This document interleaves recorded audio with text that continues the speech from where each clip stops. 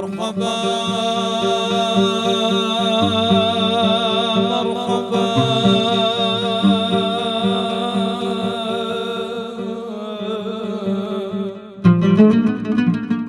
مرحبا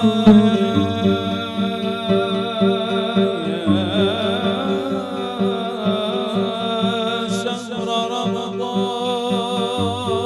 مرحبا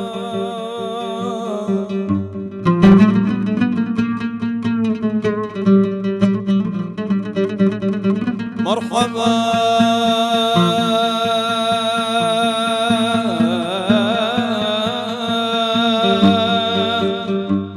يا شهر الخير والبركة والإحسان مرحبا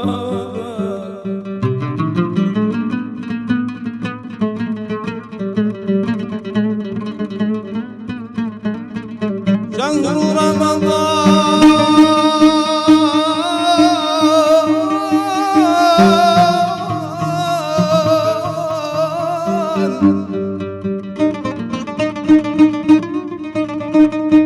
شهر رمضان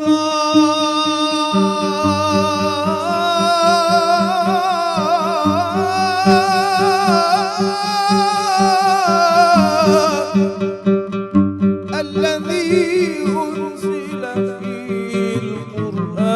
القرآن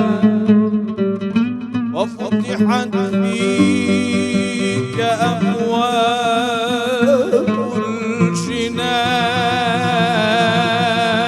الجنان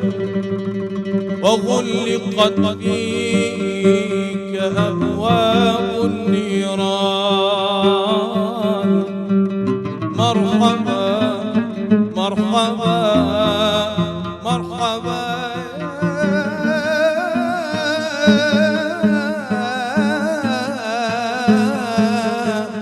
يا شهر رمضان مرحبا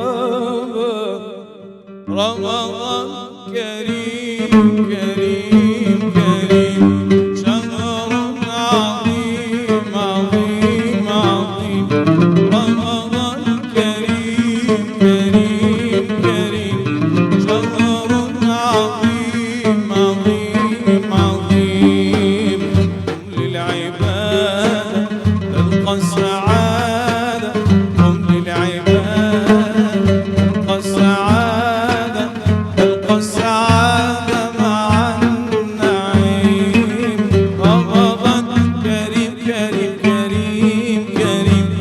شهر عظيم عظيم عظيم رمضان كريم كريم كريم شهر عظيم عظيم عظيم قم للعبادة تلقى السعادة قم للعبادة تلقى السعادة تلقى السعادة سعادة نعيم تلقى السعادة مع النعيم هی دست خوش وی خودش راضی بد زۆر سپاس دەستان خۆش هەر هەبن زۆر سپاس چاوە سڵاو و ڕەحمەتی خوای گەورەتان لێبێت خۆشحاڵین کە لەم ڕەمەزانەش بە ئێوەی خۆشەویست دەگەینەوە لە کوردستان 24ەوە لە بەرنامەی پاشیف لەگەڵ هاوکارم ژوان ئەم ڕەمەزانە جیاوازتر لە ڕەمەزانەکانی دیکە هەوڵمان داوە کە بە گروتینی زیاترەوە لە خزمەت ئێوە دابین هاشبان ئیشەڵا ئینشاءالله ئیشەڵا بناوێ خودێ و دێ دەست پێکین و سەلام عەلەیکوم وەرەحمەتوڵڵاهی وبەرەکاتوهو هزار جا شکرش خودێ سوپاس بۆ خودێ عەمر و سەحەتدا ئەم گەهشتینە vê heyva Ramazanê ya pîrûz سوپاس بۆ خودێ ku dewr û berêt me başin سوپاس بۆ خودێ ku ئەم گەهشتینە nava vê heyva pîrûzda û dê dest pêkîn heta dumekê xudê hez kir em jî wek stafê bernameyê paşîv wekê her sal ji Kurdistan 24 şevayekê و حتی شوا دومایکê xudê hez kir heke xudê emer da û heke xudê sehet da ku îşla bidit bo hemiya dê pêk vebîn ya ji hemiyê girîngtir keş û hewayê Remezanê li her cihekê hebit xudê hez kitem dêt nava davê مامۆستایەت ئاینیت هەیوا ڕەمەزانە پیرۆزدا ئەو دێ بووە بابەتە ئەو دێ بووە بێژن کاچە تشتێک و چاوە بێتە شروڤەکردن و چاوە ئەم گەل هەیوا ڕەمەزانێ بژین بە عیبادەت و بخۆشی و بجانی و هەر تشتێکی گرێدای بە هەیوا پیرۆز تەندروستیشی گەلێک مهمە خوددا هەستکردێژی بەحەسکی زۆر گرنگە بە تایبەتی لە ڕەمەزانان شتێکی دیکەش سێری دواوە کە گەلە خۆش ئەس حەسکی خۆزیان کاس مەجلیسی ئەوان خۆشە یعنی خەریکی خوان ئامادەکردن پێم وایە خەریکی تکە و پاشی بەکەی حاضرکردن ساکری حاضر دەکەن ئەگەر دەرفەت بوو دوای ئێمەش دەچین سەرشان لێ دەدەین بزانین مەجلیسی ئەوان چۆنە تەماکە خۆشیە پۆشیڤێ بەس مرۆڤت گەل هەیڤە ڕەمەزانێ بژیتە مناجات و کەش و هەواکی خۆش ئەف مامۆستایەت عەزیز خودی حەز کرد هەمووش ئەف شەڤە خودی حەز کردێت گەلمە دەبن حتا شەڤە دومایکە بجا ئەس هەمووش دەستی ڕۆستی دەست پێ مامۆستاڕەوان زۆر بەخێر بی بەخێر بێ مامۆستاڕەوان قوربانتم ڕەمەزانت پیرۆز لەنگۆش پیرۆز بی لە پارەوە نە تەلەفۆنەکەت کرد نە ڕسالەکەت نەرد نەیزانی ڕەمەزان چیکە دێتەوە بەخێر بی سپاس قوربان مامۆستا عەبدولقادر بەخێر بی بەو دەنگە خۆشە هەر دەنگ خۆش ئینشاءالله یا ڕەبی سەحەت هەر باش بی هەرە دەنگە خۆشت هەبی زارێ مامۆستا عەبدولقادر بە ڕوخسەتان مامۆستا ڕەوان مامۆستا ئەحمەدیش دەرژەم خوددا حەز کرد بە ڕوخسەتان با مامۆستا عەبدولقادر بێتە ئێرە حەزم لێ بێ ئێرە زۆر باش بە هەندێک شتی دوور لە ئەنگو دوای بێت دێتەوە وێ بەتان دەینەوە بەتان دەینەوە بە ئەمانە مامۆستا ئەحمەد ئەتوش بەخێر بی سەحەتت تەندروستی دەست پێ دەکەین ئینشاءڵڵا ڕەمەزانی ئەوساڵ ئینشاءڵڵا یاخوا بەخێر بێ طبعا ئەوان دەستیان پێکرد چووکە ستودیو و کوردستان بسیار ماڵی خۆیانە هەر دەست ئێوە دەستان ئەوان پێکرد چووکە ماڵی خۆتانە تۆ ئێوە میوان نین مامۆستا عەبدولقادر چاوت بازەکەم کاکشیان سپاس دەکەم سەلام ئەوش هەر دەنجی نەبوو لە ڕەمەزانی پارەوە باشەوە ینی هەست ناکەن ئەمە ینی ئیشیان پێمان دەبێتەوە یان ئەمە ئیشمان بەوان دەبێتەوە بەخۆی کووە ئێستا ئێستا کووە ئەنگۆ ئیشتان بەمێ هەممان پێکەوە ئینشاءڵڵا هەمووان بێکەوە جوانین بەیەکتر هەمووان بێکەوە جوانین مامۆستا ئەو ڕەمەزانە چۆن خۆت ئامادە کردووە ینی بە تایبەتی لە بواری مناجات و ئەوەی کە خۆت تێدا و هەم لە قورئان خوێندنیش پرۆژەت چییە بۆ ئەم ڕەمەزانە تایبەت پێشەشی بسم الله والصلاة والسلام على رسول الله وعلى آله وصحبه ومن والاه سڵاو ڕێز و حورمەتم بۆ گشت بینەران لە هەر کوێیەکەن و پیرۆزبای ئەو مانگە پیرۆزە لە گەشت موسڵمانانی جیهان و موسڵمانانی کوردستان و هەولێر بە تایبەتی دەکەم بەنسبەت مانگی ڕەمەزان هەموو ساڵێک پێویستە ئێمە خۆشبەختی خۆمان بۆ ئەوە دەرببڕین کە خوای گەورە مەجالێکی مەفتوح کردو بۆ بەندەکانی کە تێیدا لەو تاوانانەی لە پێشوو لەو هەڵانەی کە پێشوو کردویانە ئەو مەجالە مەفتوحە ئەو فرسەتە گرینگە ئەو فرسەتە گران بەهایە هەموو ساڵێک لەوانەیە دووبارە دەبتەوە ئەو بەردەوامە بەڵام بۆ ئێمە لەوانەیە دووبارە نەبێتەوە بەردەوام نەبێ ئێمە لەوانەیە لە ژیان نەمێنین جا خۆشی بۆ ئەو کەسەی کە لەو مانگا پێش ئەوەی مانگەکە بێ خۆی ئامادە دەکاوە لە ناو مانگە کەشدا هەمووی بە تاعات و عیبادەت و کاتەکانی بە قورئان خوێندن بەسەر ببا و بە نوێژانی تەراویح و ئیتر هەر چەندی کاری چاکەی تێدا بکەی هێشتا هەرکەمە مۆزوعەکەی بە جوانیش بچینە ناوێ بەڵێ قورئان و عیبادەت بەڵێ شهر رمضان الذي أنزل فيه القرآن هدى للناس وبينات من الهدى خۆزگە سەرەتا ئەومان دەست بکرد بە بەس ئێستاش کاتیتی بەو دەنگە خۆشە چەند ئاەتێکی قورئانی پیرۆز و حساب کە ئەوە دەست پێکە وەریە مامۆستاندنیش دەبووە بە تەفسیرەکەی بەو دەنگە خۆشە ئەوشی دەست پێکرد بە بەس زارێ بە مامۆستا عەبدولقادر دەست پێ خۆی دەست پێکەکەش خراپ نەبوو بە خێراتنی مانگی پیرۆزی ڕەمەزان الحەمدولله و تۆزێکی شمەد حمان لە مانگی پیرۆزی ڕەمەزاندا کرد و بۆ ئەوەی قم للعبادة تلقى السعادة زۆر جوانە هەڵسە بۆ عیبادەت تلقى السعادة خۆشی زەرانی بەدەست دەهێنی جا وەڵامی کاک هەندرێنی ئەوەیە وەڵامی من وەکو خۆ ئامادەکردن بۆ مانگی ڕەمەزان چەند بەرهەمێکم هەبوو بەڵام دواکەوتم ڕاستی یەکێک لەو بەرهەمانە بەناوی مەولای بەتەما بووم کاری میوزیک و کلیپ و شتانەی بۆ بکەم بەس ئینشاءڵڵا بۆ ساڵی بەرهەمەکە تۆمار کراو بوو بەرهەمەکە هێشتا تۆمارم نەکرێت لە ڕۆژەدا بوو کە لە مانگی ڕەمەزاندا بیکەین ئەگەر داوای لێ بکەین کۆپلەیەکمان بۆ بڵین دوای قورئان ئینشاءڵڵا دوای ئەویشتان پێشکەش دەکەین پارچەیەک چونکە بەس مەوالە بەناوی مەولای سەید نەقشبەندیە لەوانەیە جۆبیست بوون وەڵڵای ئەوە گلەیەوی پار ساڵی ژوت گوت تازە بەبیرم هاتەوە ئەرە وەڵا پارساڵ بوو وابزانە گوتم ئیشی بۆ دەکەم طبعا بڕوا بکە ئەوەی کە ئەدادی میوزیکم بۆ دەکات لێرەوە گلەی لێ دەکەم زۆر دەمێکە پێم گوتووە کە کارێکی وا هەیە و پرۆژەیەکە و بەتەماینە ئیشی لەسەر بکەین و با ئیشی لەسەر بکەین کاری ئەدادی میوزیک هەر یەکە گلەی لێک یەکەی دیکە دەکات وشەکە بزر آخر ئەو مەجای نییە کاک ژیوان دی ئینشاءڵڵا مەجال دروست ئینشاءڵڵا پارچەی قورئان أعوذ بالله من الشيطان الرجيم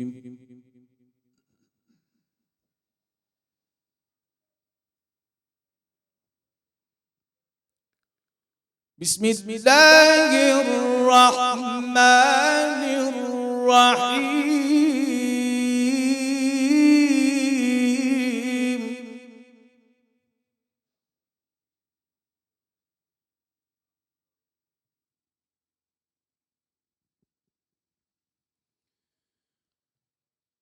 والضحى والليل إذا سجى ما ودعك ربك وما قلى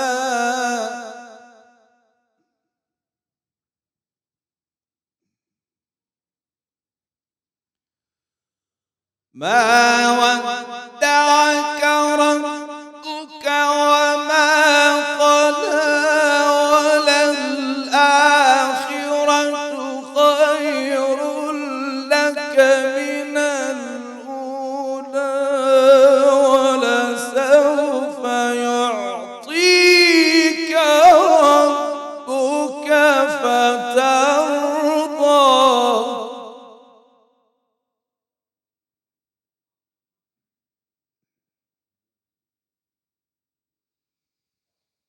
ألم يجدك يتيما فآوى ووجدك ضالا فهدى ووجدك عائلا فأغنى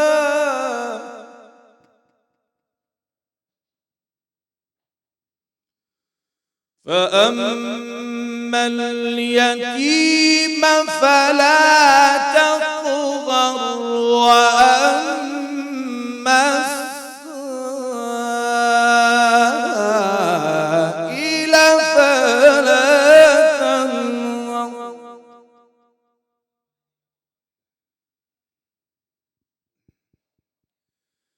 وأما بنعمة ربك فحدث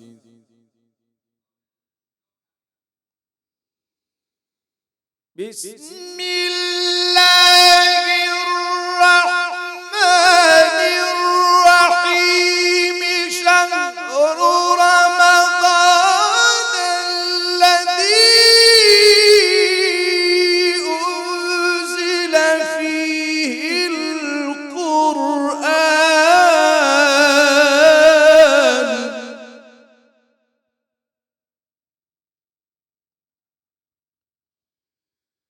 شهر رمضان الذي أنزل فيه القرآن هدى للناس وبينات من الهدى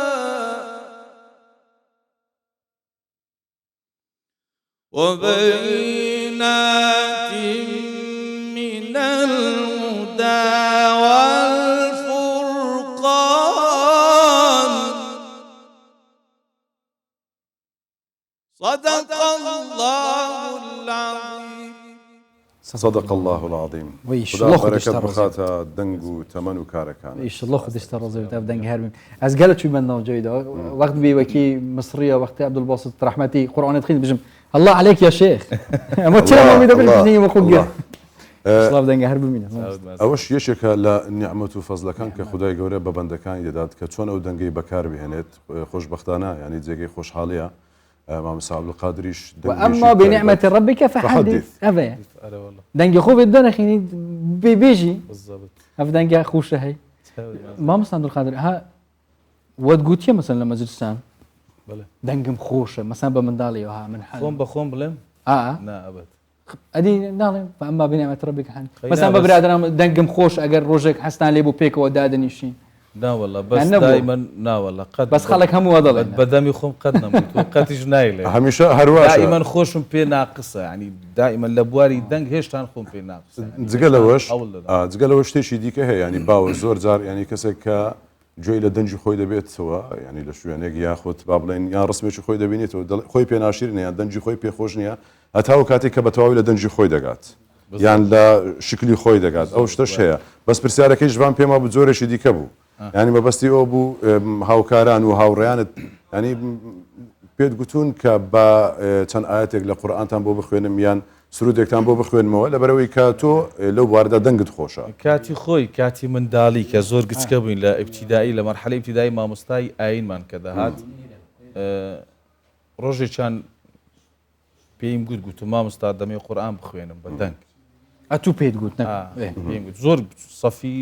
سێ بووم ئەو کات هەست دەکرد کە دەنگت جیاواز و تایبەتە من لە دوی دەتوانیت ئیبتیداییەوە هەستم بەوە کردیە کە بارەم هەیە ما شاء الله لە دوی ئیبتیداییەوە بەرامبەر عەبدولباسی دادەنیشتم لە تەلەڤیزۆنی بەس لەحنەکەم لی وەردەگرت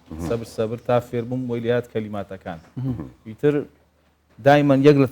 تەبیعەتم ئەو بووە شتێک نەڵێمەوە ئەگەر وەکو خۆی نەیڵێم نامێ بیشێوێنم ئەگەر وەکو خۆی نەمگوت وازی لێ دەینم نایڵێم باشترە جاو کاتە بۆ بوو کە لە مەکتەب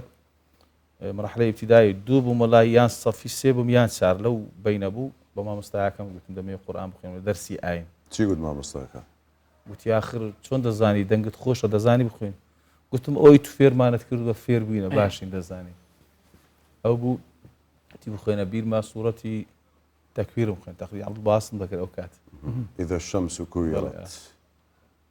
ترا بەس وەکو هاوڕێ و برادران سەبرە ئیتر شتەکە بەربڵاو بوو کاتەکە تەمەنیشم گەورە بوو بەس ئەوەلەن تەشجیعی یەکەم باوکم زۆر دەچوینە هەر شوێنێک دەیگوت دەنجی خۆشە با پارچێکمان ما مصطفى عبد القادر زيادة دسينا او موضوعنا وەڵێجا بس كويس تابت سلاي جماعتي او زار السرودك يعني اوي قوتت كحاضرت كرديه هشتان تو نبوي يعني شتش تايبه منە عەرەبی ناڵێنەوە بابا مسترواني اشتورنا يبري او عبد القادر تسوي ما يبدي ها نازارە ئینشاءالله کوردی دەڵێن دي الله بسم الله فەرمە عفوا نوبس چاوەکە نوبت حتى شافوا دمو هيك خذي عامر ده انشاءالله ان شاء الله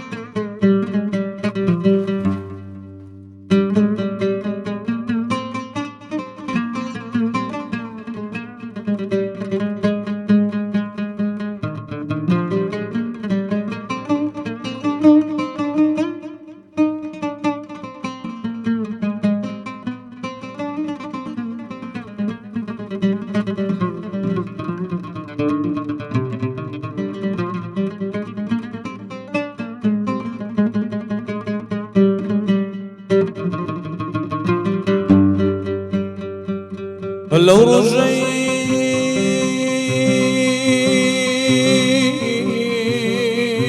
رجيت شنور تات الدنيا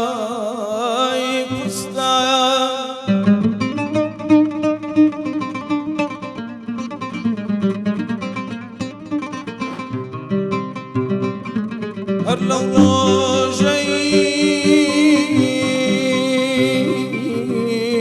تشكي نور تات الدنيا برستان بانقوازت قربو زيهان ورن بدرن برجخان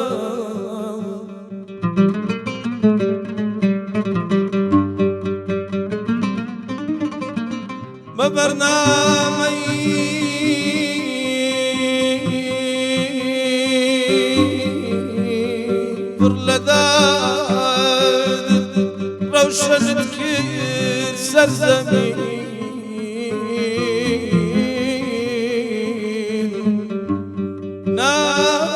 ناحزداني فدانا راس قود الباك وأمين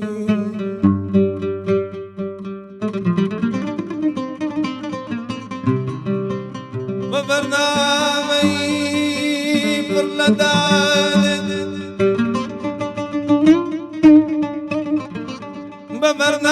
ببرنامي برلدان روشنت سرزمين نحزداني بيدانا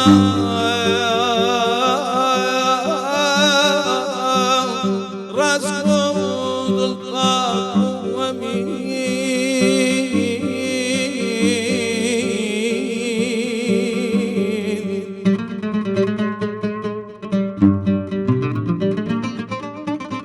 هر للرجل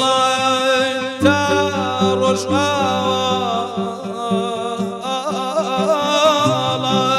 للشكي توا بالليل تمامين السر بازي باكت ما بجي رقاي مدينة عيدة شنن بابو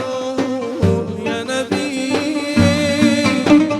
رقاي مدينة عيدة شنن بابو يا نبي حبيب ودين بجيان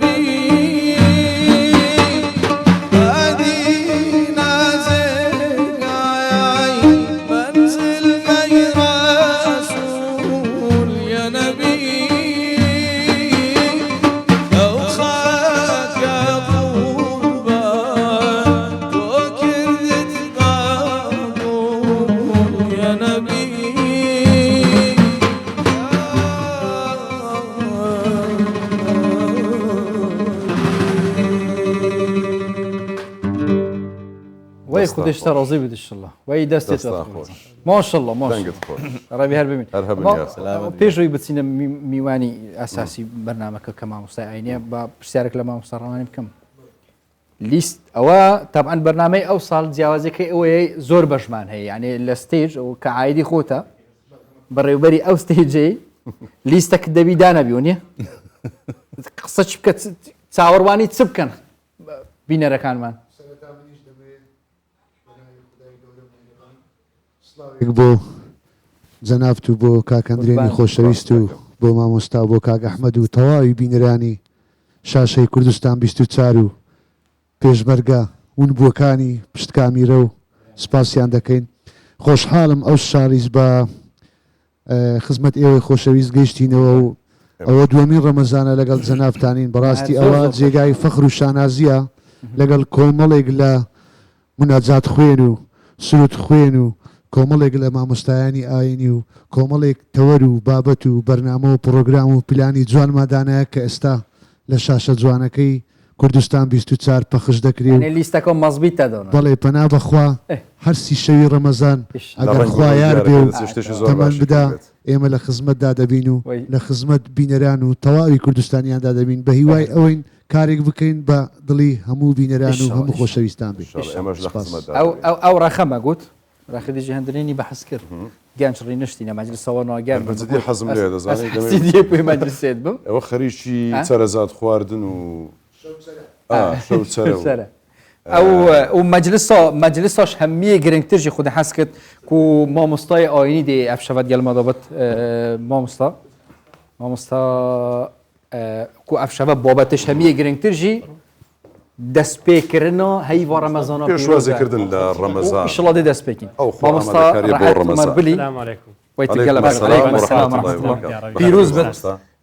الحمدلله خود عمر دام جاتینات نوو هیوا پیروزدا گەلە بخێرات ئەفەن مۆسە کەرەم گەلە بخێراتی ئیشڵا خود عمری بدت ئەم هەمیەژی دەرباسکین ئامین ئینشاءالله مامۆستاڕەت عمر بلی ڕێڤەبەری مزگەفتە و پشکنینی ئەوقافێ بەلی کوت گەلە بخێراتی سلامەتی ڕووناکت کردەوە ئەوەدانت سپاس دەکەم خی گەورە لە هەمولایەک مبارەکە ڕەمەزانێکی خۆش ڕەمەزانێکی پڕ لە عیبادەت ڕەمەزانێک ببێتە مای بەختەوەری ببێتە مای برایەتی تەبایی بۆ هەموو مسلمان بە تایبەتی میلەتی کوردی ئینشاءالله خی گەوری بکاتە مای ڕەحمەت و هەرزانی و لێبوردەیی و لێخۆشبوون و پێکەوە ژیان و ئاسوودەی بۆ هەمولایەک ئینشاءالله مامۆستا هەیڤ ڕەمەزانە پیروز وەختی ئەم بەحەستکین کو ئیشڵا وەکە هیڤ ڕەمەزانێ مزگەفت ئاڤەدان بن هەر ریاضە هەیڤێ دیژی ئینشاءالله بجا هەمە ئەم بەشەی گرنگی هەیڤ ڕەمەزانە پیروز و هەمی عیبادەتن و حاضریە مزگەفت ژی ئەساسە بەتاکید جان بەحسێ وەزارەتی بکەین ئەوقافێ بکەین حاضری چاوەکی نەبوو ئەف ساڵە دەرگەهێت مزگەفتە و گشتی ji بووی پێشوازیکردن هەم خەلکێ نوێشکەر هەم عیبادەت کو زێدە تێنەکردن یعنی ئەمە ئەم نابێژین کو بەس بتنێ وەختی نوێژە بەلکو 24 ساعتە و پشتینگە ئەم بچینە بابەتێ کو ئەم چاوە عیبادات و خوب مەزبیت کین هەیڤ ڕەمەزانە پیروز بەێ ئێمە وەکو وەزارەتی ئەوقاف هەموو ساڵێک ڕێنمایی و پێشنیاری چاک و جوان هەم بۆ مامۆستایانی ئاینی بۆ نوێژخوێنان دەردەکەین تەمان لە ڕێی مامۆستایانی پایەبەرز لە ڕێگای وانەوە دەگا بە نوێژخوێنان و کەسانی کە بەشداری دەکەن لە مەراسیمە جوانەکانی ئاینی ئیسلامی پیرۆز جگەلەوە هەندێک ڕێنماییمان هەیە لە بۆ باقی شوێنەکانی تر هەم لە دام و دەستگا حکومیەکان هەم لە بازار لە خەلکی دیکە بۆ هەمووان ڕێنماییمان هەیە کە پابندبوون بە مانگی ڕەمەزانی پیرۆز لە هەموو بوارەکان هەمومان بۆی بتوانین ڕەمەزانێکی جوان بە ڕێز و تەقدیر و احترام و حرمەتی ئەم مانگە پیرۆزە بگرین کەمەر جێگەی شانازیە لە وڵاتێکی ئەگە بڵێم لە ڕووی جوگرافی وڵاتێکی بچوو کە هەرێمی کوردستانە بەڵام وڵاتێکی پێکەوە ژیان حرمەتی ڕەمەزان بەڵێ حرمەتی ڕەمەزان تەبعاً لە هەموو لایەک ڕێزگیراوە بە تایبەتی لە برایانی دیکەمان لە ئاینەکانی دیکە مثلەن لە ئێزدی لە مەسیحی لە باقی ئەوانی دیکە کە لە هەرێمی کوردستان دەژین بڕوا بکە زۆر جار ئەوان زیاتر مثلەن حرمەتی ڕەمەزانیان گرتووە بوو نمونە لە بازارەکانی خۆمان لەوانەیە بۆی ئەم کولتورە جوانە بەس تەنها بە بیرهێنانەوەیە ئەگەرنا هەموو خەلکی کوردستانەوەی لە کوردستاندا دادنیشێ ئەم ڕێیمانە بەرچاو بۆ بیرهێنانەوەی دووەمیان مامۆستایانی ئاینی طبعاً لە ڕێگای هەموو بابرێن بەڕێوەبەرەتی ئەوقافەکانمان خۆشبەختانە هەفتێک دەبێت پێش ڕەمەزان بەڕێوەبەرەتی ئەوقافەکانمان لەگەڵ کۆمەڵێکی مامۆستایانی بەڕێز دانیشتوونە و بەرنامەی تێر و تەسەریان داناوە هەم لە ڕێی مامۆستایانی بەڕێزەوە چۆن بتوانین عیبادەتێکی جوان و ڕێک و پێک لە مزگەوتەکان جێبەجێ بکرێ و ئەدا بکرێ بەڵام حتمما ئێستا جەنابەت پرسیارێکی جوانت لەو برا بەڕێزانە کرد بەرنامەتان چێت جەدوەلتان چییە بۆیە هەموو مامۆستایانی ئاینی جگە لە جەدوەلێک کە وەزارەتی ئەوقافی دیار دەکا و لە ڕێی بەڕێوەبەراتی خۆی خۆشیان جەدوەلێکیان هەیە بۆی عیبادەتەکان هەم قورس نەبێ لەسەر هاونیشتیمانیانمان و لەسەر ئەو کەسانی کە دێن نوێژ دەکەن لە مزگەوتەکان قورس نەبێ و زەحمەت نەبێ و هەموو بتوانین بەشدار بین مەسەرەن چەند خاڵێک دیاری کراوە بۆ نمونە وتاری عەسران لە 25 دقیقە زیاتر نەبێ چکۆ ئێستا تەبعکە وایە دوای عەسر بەعام خەڵک تێنیتی برسیتی خۆ دەزانی ئیدی زەوەکە دوای عەسران مەبەستەوەی لە هەموو مزگەوتێک وتاری عەسران هەیە هەموو مزگەوتێک وتاری عەسرانیان هەیە مامۆستایان بەگشتی وتار دەدەن بەڵام ئەگەر بوونم لە مامۆستایەک نەخۆش بێت جاری باید جمعان لەبەرەوەی نیوەڕۆ خودبەیە عەسرەکەی ناکرێت هەر دەبێت مامۆستای مزگەوتەکە بێت زۆر جاری وایە نازانم پێش ئێستا بەڵام پێشتر جاری وا هەبوو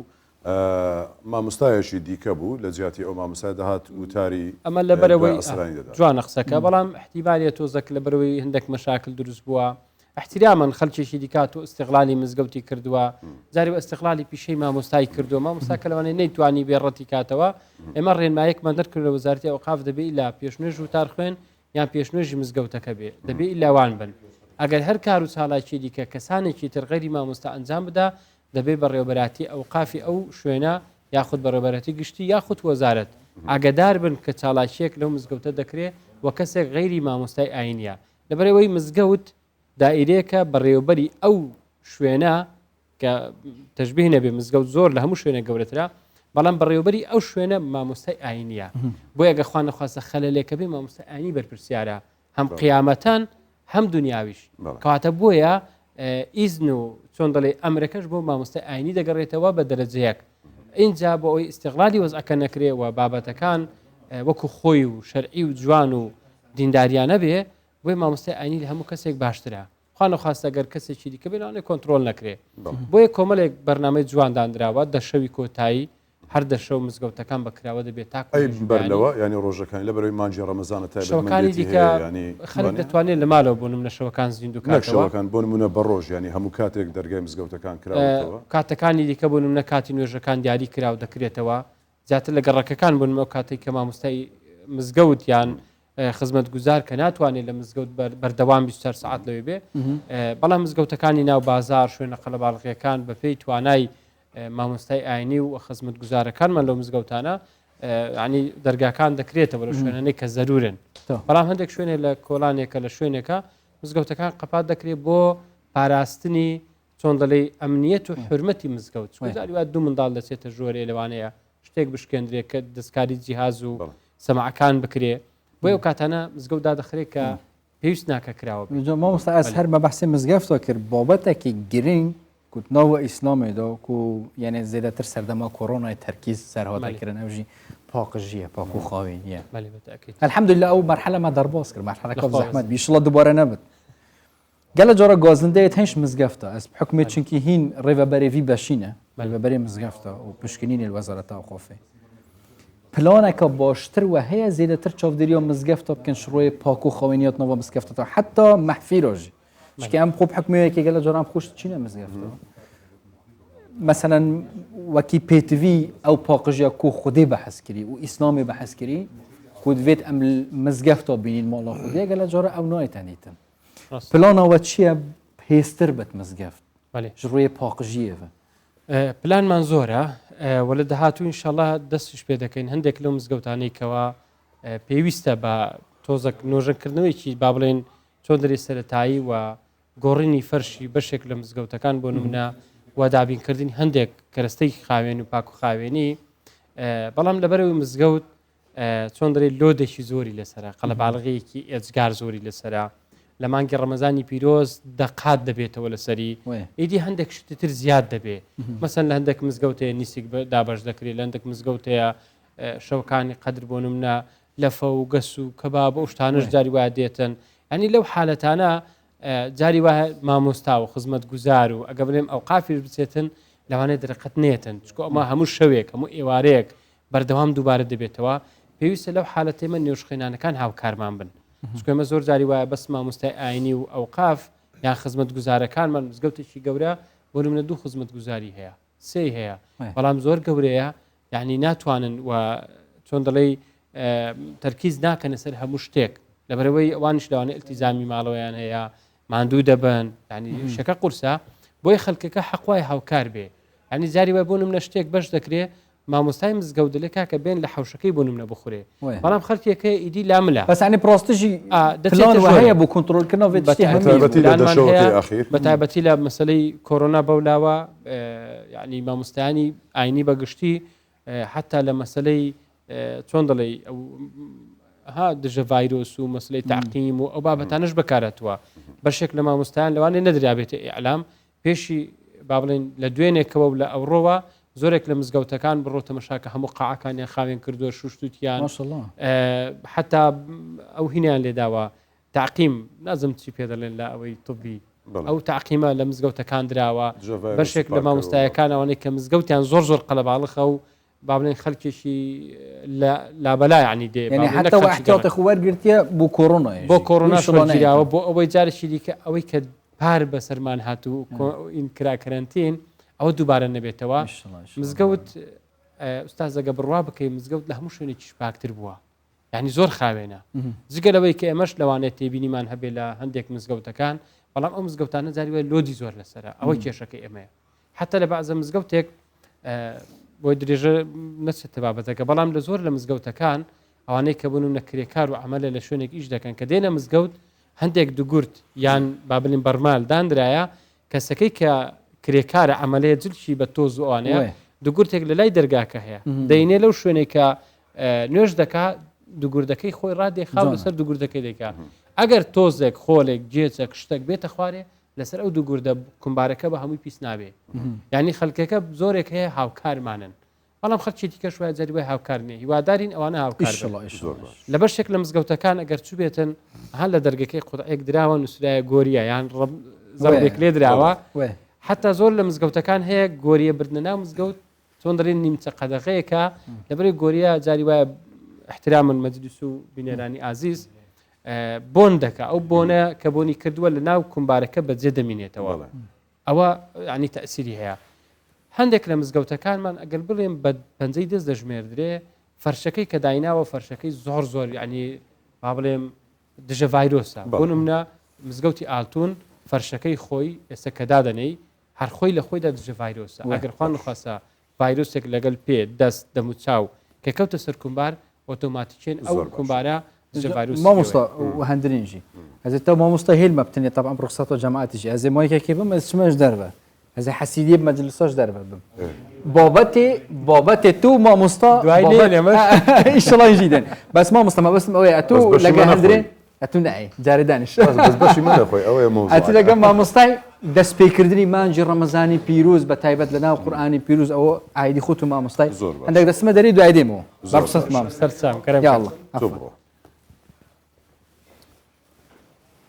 زۆر باشە مامۆستا دەمیست پرسیاری ئەوە لێ بکەم ینی تا ژبانیش دەچێتە سەر دەرێ بەس هەروەکو گوتم ینی بەشی ئێمە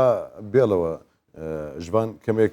باش دەخواست زۆر خۆرە لەبەر کامیرە ناوێت نە دەزانین زۆر خۆرە بەرحەڵ مامۆستا دەمەوێت پرسیاری ئەوە بکەم ینی بابەتێکی دیکە هەیە ڕەمەزانان بە تایبەتی ئەو خەڵکانەی کە لە دەرەوەن کاسبکارن ینی حەقێکی شەیە لەوەی کە ئەوان هیلاک دەبن ماندوو دەبن زۆر جاری وایە دوای نیوەڕوان یاخود دوای ئەسران لە مزگەوتەکان دەخەون ینی ئەو دیمەنانە هەبووە زۆر جار بە چاوی خۆمان بینیمانە یاخود وێنە گیراوە بڵاو کراوەتەوە لە سوۆسیال میدیا ئەوانە لەسەر ئەو بابەتە ئێوە هیچ هەوڵێکتان داوە هیچ کارێکتان کردووە ئایا حەقیان پێدەدەن بۆ ئەوی کە بیانەوەی کەمێک پشوویەک بدەن یاخود ئەویش دەکەوێتە بەر ئەو ڕێکخاری و ڕێککردنەی کە پێیوەستە بە پاکردنی مزگەوت ئوستاز ئەمە ئوستازانی چۆنێت هەندێک شت هەیە بڕواکە دەچێتە دەرەوی ڕێنمایی هەندێک شت هەیە ناکرێمەش زۆر شت هەیە زۆر قورس بکەین یەسیرۆ لا توعەسیرۆ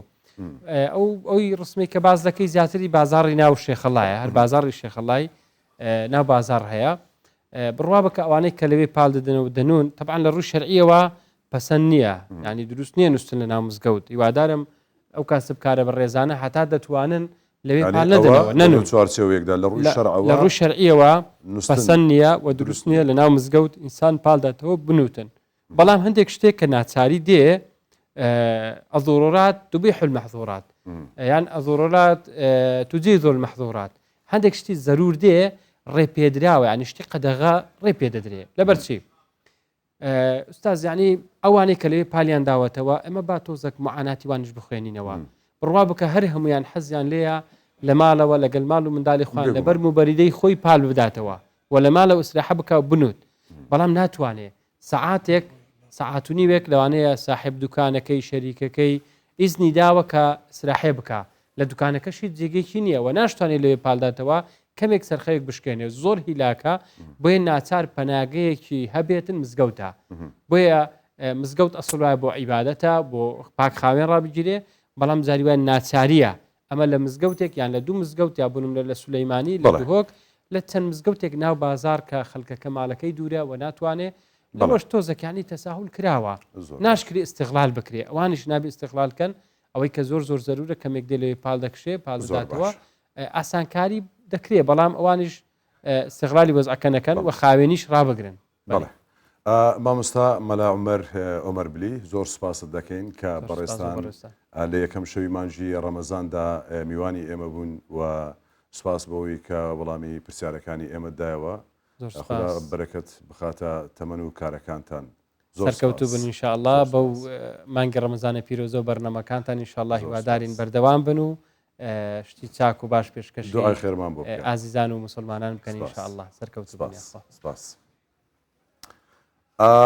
بابەتمە لای ژوان وا بزانم ناتوانم خۆم بچم ینی وەرە دەتوانم بچم ئەو هاوکارانم باوەت لێ بزانم ئێستا چۆنە لای تۆ ینی وەزعەکە چۆنە هەز دەکەم بۆنی بابەتانە دێت کە ئەوم بۆ باس کردم وەرە تشی وەرە هینژی وەرە ئەو خلاص ما جۆر ودیت مامۆستا خودێژە ڕازی بزی ئینشاءالله سلام علیکم خودی قوات جەماعە یا الله كنا صحة لەگەر هاوڕیان مواتی لە دانیشتنەوە پارشەی و تکەی دەخۆن خراپ دەبی زۆر نەخۆن نانا وزارە دەبی مساعدی خۆمان بکەین هەتا لێ ڕابێن بەبێرە ڕۆژانەی خۆ زیاتر پارشەوان خۆشە با یەکەم شەی ئەوها بێتن بەس زیاتر خەرشی خۆمان ینی ناسەری ئەوانیان ئەزدەیە نانی دیکیلا ئاگری هەمی واتەمە بەختی خۆ ئەو یەکەم شەی ئاوی بە شەوەکاندی ماستە نۆکە تاعینە ئەو شتانە مرفتهی نابێت شفتیش زۆر دەخورێ شفتی ناکەم زەباش دەفمانێک زەباش گەڵا بکەڕ بژیر پشتینگام دەتام کینێ کۆچۆنە یا خۆ veri af مجلسه درجه دێتام کە ڕینە نەبووە هەولێری هەولێر هەمی هەولێری نە ئەو ڕەخەژی جیاوازی مانجی ڕەمەزانی پیرۆز لای گەنجەکان بەڵێ لا والله ئەمژی ڕینە دەدانی سۆر جیاوازی لای گەنجەکان ئەولێری بەڵێ جیاوازی مانجی ڕەمەزان لای گەنجەکان ئەوەیە کە گەنجەکان زیاتر پەرە بۆ خواردنان بدەن کە ئامادەکراون ینی بە خۆیان ئامادەی ناکەن دەچن لە دەرەوە زیاتر دەخۆن بەڵام ئەمە ڕۆکە بە شێوازێکتر داخلی ئەم مانگە بووینە خۆمان ئامادەی دەکەین ئەو ڕۆکە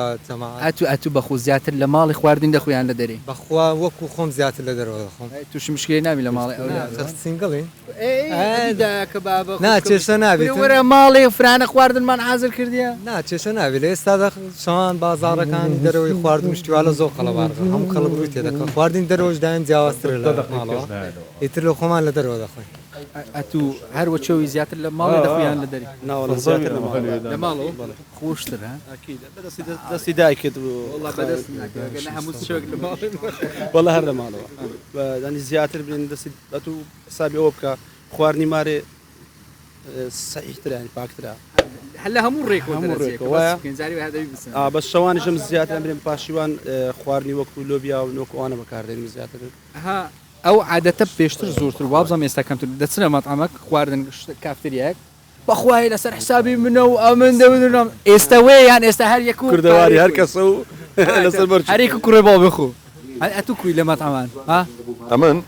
ینی مەسەرەن کوورە مەقام بەخوای لەسەر حسابی منە و نادەی بە قورئان من ئەوم باشە زۆر مناقەشە ناکەم یعنی کابرا دوو جا پێ دەڵم دەڵم گوتی نا یەکسەر خۆم کڕ ینی پێویست ناکەم عندنا من پێش وەخت حساب کتابی خۆم دەکەم برامە داوەتی چینە ئەگەری منن بچینە شوێنێک بەگەری ئەوەی زەو مۆزوعشی دیکە بەس ینی بەس ینی یا دەسمەیرە یرێتەوە چاکمان بدەنی دیار نەبی کە داوەتی شوێمە حاڵەتێکی وایە مەسەر ئێستا من تو پێکۆ ئەم بەئێستا داوەتی چینە نەک مەسەر داوەتی من بیان نا گیرفانە حاولە دەکەم دکێلێ دەکەم ئەگەر دەویست سبەی ئەو قات و کراسام و بشوردرێ باشە ببورە دانیشە محاولە دەکەم نالێرە من پارەکە بدەم بۆ خۆت عیبینە بەردەوام بە یعنی داوەتی توینە حەفتەی سبەین دوزبەی میکە منم جارێ ئەگەر نەبوو گوتت نا من پارەکەی دەم 2000 تاوە بەسە خۆ نایکەم برۆ بخێرات سپاس دەجێ مامۆستامە ئوستازمە حەزەکەی هەمووان داوات دەکەم چییە ئەگوی داوات کردی قەت نەوە لە داواتی نەکردینە بەس ماشەڵڵا با بچینە مۆزوع ستایلن هەمووتان ستایلن ماشەڵڵا جوانین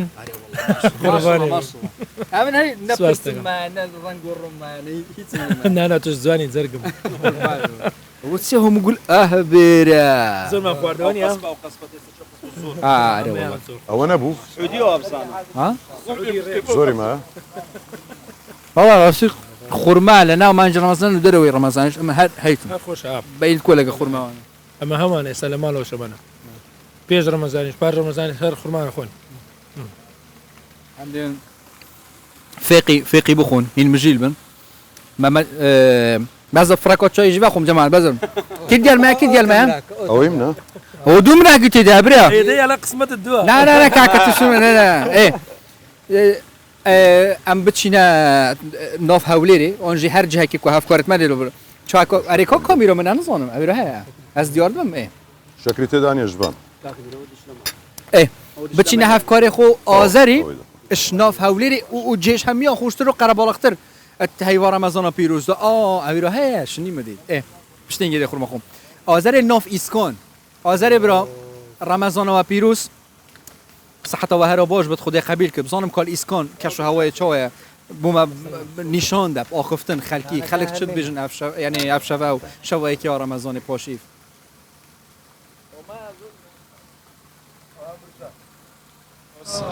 بەڵێ سەیمەلە ئیسکانین لێرە هاوڵاتیان بۆ کەش و هەوایەکی خۆش هاتوونەتە دەرەوە لێرە کەشواکە فێنکە هاتوونەتە دەرەوە نانە خۆن چاخۆن دەچم بۆ لای ئەم دوکانە کە خواردن ئامادە دەکات کە بە یارمەتیتان حەمیدیا و کارم وێنەکەمە بۆ بگازێتەوە سڵاو لێ بێت تۆ ئێستا چی ئاماداکەی بۆمان باس بکەی ئێشت بە خێراتتان دەکەم سڵاو لە جەنابیشت وەڵاوە لۆ پاشیوێ حاضر دەکەین مشتریمان دێت تێرکوانە لەمەش لە خزمەتیاندا دەبین خواردنەکان چی و چی نەگەر بۆم باس بکەی وڵای مەخلەمەمانەیە نیسکمانەیە نۆکاومانەیە ماستەیە قەیماخەیە ئەو شتانم بابەتانەمانەیە هێلکە و ڕۆن و ئەو شتانەمانەیە مشتریمان زۆرمان ماشەڵە ڕوومان تێ دەکەن ڕەمەزانان لۆ پاشیوێ باشە ئەوەی خەڵک زۆر حەزیلێتی لە پاشیوانە بیخوا لە لای ئەو حەزیان لە چییە؟ خی قەیماغ و مەخلەمەی زۆر دەخۆن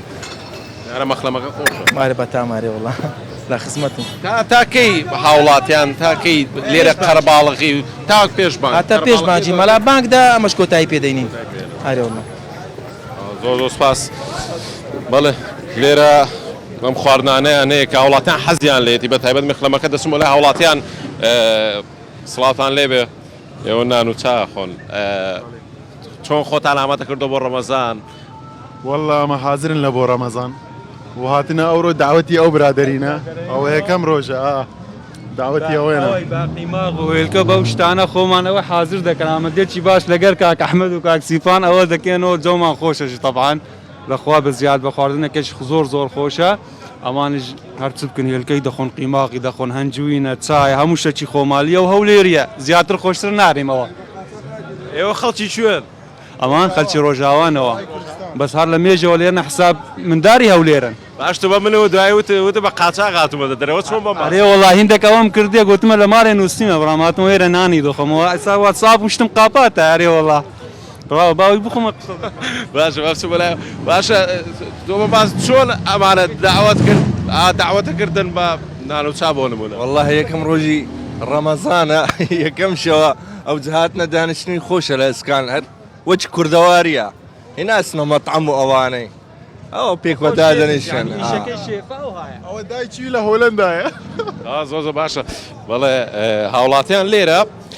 بۆ بە سەربردنی کاتەکانی شەوانی ڕەمەزان خۆیان ئامادە کردو بۆ بەیانی کار ڕەمەزانە لێرە نانەخۆن دیارە نانەکەشیان بەدڵە کە بۆ خوانە باسیەکە نانی کوردەواری ماستی کوردەوە اینجا ماستی هەولێ بەناوبانگە لێرە ئەمان پێکەوە دەیخۆن و دڵخۆشن کە بەیانی یەکەم ڕۆژی مانگی ڕەمەزانەوە خۆیانیان بۆ ئامادە کردووە بەڵێ ئازار فەرۆخ باکە ڕاستە خوش هەولێریش ئیسکان کە شەواکێ خۆش بی یاشەمی باشترژی خەلک ئەزبار کەم زێتر دەمژیلی خواردنێت یە تەندروست یە سڤک و ئاوەی گەلک پێتە جسمی مریدۆ ماست جرە گوتی ماستە هەولێری گەلێکی خۆش ماستە هەولێری ئەم بژینێ یە بۆسی چت بژنی بێری هەر وەختی خۆشیە پێ دەگوترا لەبەن ئەربیل لە ئەها ئەکەی سۆتی دۆنسۆ تامسۆ ئەم بژنێ بۆسی ئەم بژنێ ماستەی بۆسی هەست بۆ حەشوی ماستی نەبەس هەش ماستەی تەرشت چەکێت ترش ماسی ترش زۆر ترش نەنە ینی شیرین نەبی بەڵام ماسی ترش لە بۆ ماستاوی خۆشە ماستاوی هەر شیرین خۆش ماستاوی هەر ناخوم ماستاوی ناخۆی ماستاو زۆر خۆش طبعا ما تشوا خوشي إنه جوربة نعمة خودي أو كشف هوايش دربي خوش بس ما تشتكي أو تشتنا خوارن ما بحثي خوارني كر خوارن خودي مهميو تشكت قال رمضان ده هي ورمضان ده يعني قال خوارن تتا يعني صرف كرن إسرافات ده هي إن شاء الله أو إسرافك كامل بيت وشافت بيت عم تزدر بحث كني بس من أول زيادة أم بتشينا نو بابتي تندرستي ده پشتینگه پشتیم بابت تندروزی بحث کن پشتینگه دینه دفعه خو حاضر کنه تمام که خدا حس کرد بابت می افروکه تندرستی هم پروژه خیر خوازیه چون که هی و رمضان و خیر خوازی واری کاری کردن کدو ما تو بیشی شرحه گرینگیت هی و رمضان پیروزه که هر یک شلای خوب و پی پروژه او کاری هی واری کاری خلکی بکت یت پیچنوی کوزیرتر ام دسته کدو بگیریم نەخۆشی دەڕباس ئەمە سیفەتێکی زۆر جوانیشە ینی لەنێو کۆمەڵگەی ئێمەدا هەیە زۆر جار ئەوە معنی بەدی دەکرێت هەم لە بۆنە ئاینیەکاندا هەمیش ینی جاری وایە لە بۆنە نیشتمانیەکانیشدا ینی ئەو حاڵەتانە هەیە بەدی دەکرێت بۆ نمونە ئەوەی کە ئێستا ئێمە دکتۆرێکمان هەیە کە لە نۆرینگەکەی سەڵەواتێک دەکاتە نرخی بلیتەکە یان خەڵکی دیکە بۆ نمونە لە سایق تاکسیە ینی شۆفێری تاکسیە خەڵک بابچین بابەتەکە دکتۆر دلێر شینەی دکتۆر گەلە بخێرەوەتی ئەم مەمنونیش ئەردی حتا ئاسمانی کوی نەفشەوە دیال مەزانە خودی خێرەوە بنوێسە تۆ ڕەمەزانەوە پیرۆز قبولی بکە لە هەمومان دکتۆر بە هەیەکەم کە هەندرینش باسی کرد پرۆژەیەکتان هەبوو هەر یەکێک بەس بە چون بڵێ ینی پلێتە چوونە ژوور و دەف دکتۆری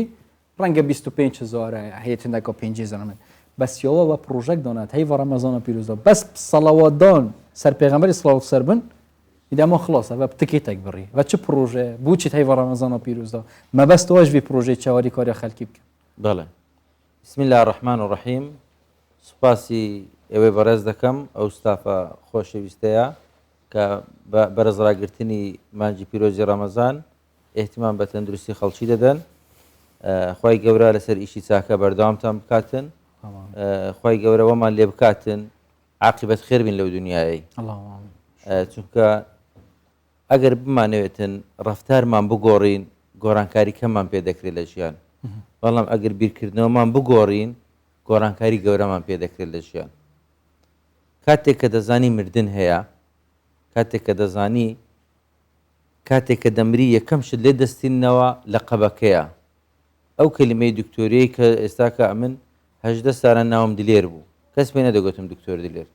دوای پاژەوە چوومە کولێتۆپ لە تەڵەباتی تاکوتوک پێیان دەگوتین دکتۆر کەیفمان پێدا وەچی تەخەڕوزمان کرد ئەو ئەگەرێک نەرێ دکتۆر ئەوە هەندێک سوکایەتیت کردی عاجز دەبوونە ئەیدیکۆ بەڵام کە دەمرین یەکەم شت لێمان دەستینەوە ئەو کلمەی دکتۆریەیە هەر کە دەمرین پێمان دەرێن جەنازە یعنی پرۆفیسۆر وەستا کاکا ماما برا گەورە خارە ماما سەیدا حاجی شێخ ئەوانە هەموو لێ دەکرێتەوە وەستا مامۆستا ئەو لە قەبانە لێ دەکەوانە لە قەبن شتێکی دنیا یەکەم شت لە قەبمان لە دەستینەوە دوایە کە ئەویان لێستاندینەوە دووەم شت ئەو مۆبایلەیە کە زۆر ئێستا پێم ئەوەی نەموبتەلاینا ئەویش دەدرێتە ئەو کەسی هەرکە لە ژووری شوشتنەکەی مۆبایلەکە لێ دەستینەوە پۆکێتمەنیەکە لەکنەت و نامینێتن سویدی سیارەکەی دوایە ئەوجا سیارەکەتە دەستە معرەزی دەفرۆشرێ ئەوجا ئەگەر خێرزانەکەت گەنجبی لەوانەیە مردی بکاتەوە ئەوجا خانیەکەت و وەرەقەکان گرینگە لەکنەمە وەرەقا پیپەر هەیە دڵی خۆشە بە وەرەقەی دۆلاری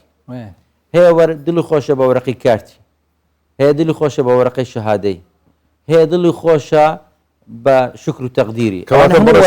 بەچی خۆش بکە هەموو وەرەقەنە بەس وەرەقە کێ زۆر گرینگە لە ژیانی هەرێکەکمان کە ئەمە نایبینین دەزانی چیەوە وەرەقەی وەفاتنامەیە وەرەقەی وەفاتنامەی گرینگە لە ژیانی هەمومان چونکە بۆ پاش ئەو وەرەقەی ئەو زەمیراتەکان هەموو دەدرێتە واریسەکانت کەواتە قەنەعەتم وایە مەحامی کاتێک کە دەیخانیت بەناو دەکا وەرەقەی سەنەدی تاپۆ دەداتێ مەسەد خانێکی دەکڕی 150,000 دینار مەحامیلت دەستینیتن مقابلی معاملاتەکەی لۆ کردی دوێت تۆ دەرێ ئەوە مەسەل لۆن منە باسی خۆم دەکەم دکتۆر ئەو خانەکان بەناو کردی نازانیتن 150,000 بەراش دەیە مەحامی چکە پێی ناکرێ ئەو مولکەی بداتە تو تاپۆ مالکی حەقیقی خوایە خوا مالکی هەموو شتە چیە ئەمە تەنانەت کلەکانی خۆمانی خۆمان نییە ئەو دەستەی خۆم نییە ئەو دەستە لەم خۆرێ دەرزی کاتێک ئەو هابیرت کردەوە دەزانی لە ژیاندا هەندێک شت هەیە زۆر گرینگە کو گوتمان پیپەر وەرەقا هەرێکە وەرەقەی دۆلاری زۆر پێ مهمە کاتێک کە نەزغەت گۆڕرا لە حیات تەماشا دەکەی هەندێک شت هەیە ناگیرێ بەدەستی پێدرێن وشە کەلیمات بە کەلیماتی دەبێ موسڵمان بە کەلیماتی دەبێ کافر بە کەلیماتی زەردەخەنەی دروست دەکەی بە کەلیماتی تۆڕە دەبی کەلیمات کاریگەری هەیە لە حیات وازحە کەواتە دروشمی میهرەبانی چامان لەبەرچی نەخۆشی نەبووە دڵی نەخۆشی ئۆتۆماتیکی خۆمانە خۆشەویستی مهمە لە حیات ئەو پێپەر و کاغەزانە زۆر گرنگ نییە کاتێک ئەوها بیرت کردەوە گۆڕانکاری لە حیات دروست کرد دەزانی ئەو شتێ ئەمن هەیتم ئامانەتە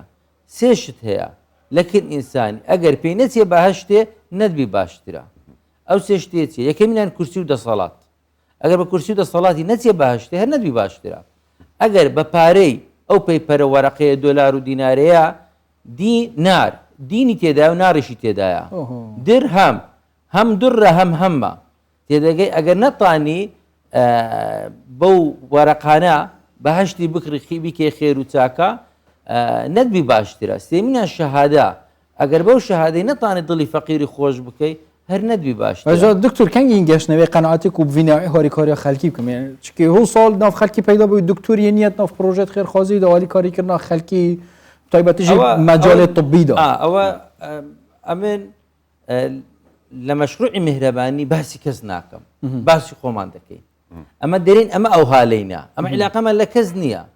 چونکە لە ڕۆژی قیامەتی ئەم بە خۆم بەتەنی محاسبە دەکرێم چ عیلاقەم لە زەید و عەمر و نادری هەیە ئەم باسی خۆم دەکەم ئەمە مەسەد پرۆژەی میهرەبانیماندانا مەسەد دکتۆر مامەد مدیری سەیدەلیەیە طبیعی یەکەم جار ئەو نازانی فکرەکە چییە بانگم کرد کاکە ئێستا لە هەولێرێکە نزیکەی 800 سەیدەلیەوە بزانم هەیە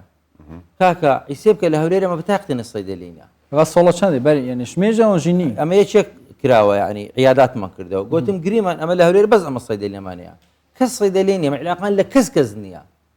ئەمە کو دەرمانی بفرۆشی ئەتوو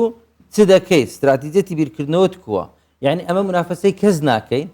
لە ڕقی کەس ئیشەکەی ناکەین دژایەتی کەسیش ناکەین دەمانەوێت بەو پرۆژەمان بچینە فردەوس کو ئەتوو دە دەفتەرت پێبیتن ئەلا سورعەت الله غالێ گریمان ئەتوو دە دەفتەر ئەم دەمێ شتەکان تێبگەین دەتەوێت بچێ بەڕیتانیای ئەم لاکت فرۆشتێ دە دەفتەرت هەیە 20 دەفتەرت هەیە دەتەوێت بچی لە بەڕیتانیای بژی دەزانی ئێرە دەڕێ بێکزاری ئێرە بەجی دێلی گریمان ئەو 20 دەفتەری کو دەبێ بەڕیتانیای